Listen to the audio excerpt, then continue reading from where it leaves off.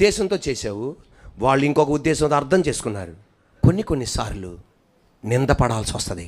నువ్వు మంచి ఉద్దేశంతో చేసిన ఎదరోళ్ళు చేసిన దానికి నీ మీద నిందపడాల్సి వస్తుంది, విమర్శ వస్తుంది, ఎగతాళి వస్తుంది, అపకాశం వస్తుంది, ఒక్కొక్కసారి కఠినాత్మంగా మారిపోద్ది.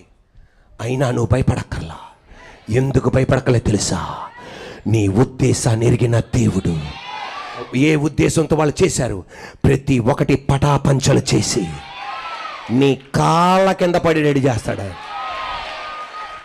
మనంత అవకాశంగా దేవుడు అవకాశం. నువ్వు ఇంటికి వెళ్ళిపోయి కడిగేస్తావుగా, వెళ్ళిపోయి వాళ్ళ అమ్మని కడిగేస్తావుగా, వెళ్ళిపోయి వాళ్ళ ఆయన్ని కడిగేస్తావుగా, వెళ్ళిపోయి వాళ్ళని కడిగేస్తావుగా, అలిగేస్తావుగా, ఇలాగంటావుగా. దేవుడు అంటాడు సరే నువ్వే చూసుకో అని. అటువంటి టైంలో నువ్వు మంచి ఉద్దేశంతో చేసిన, ఎదరోడు అర్థం చేసుకోకుండా వేరే రకంగా చేసిన దేవునికి గనుక నువ్వు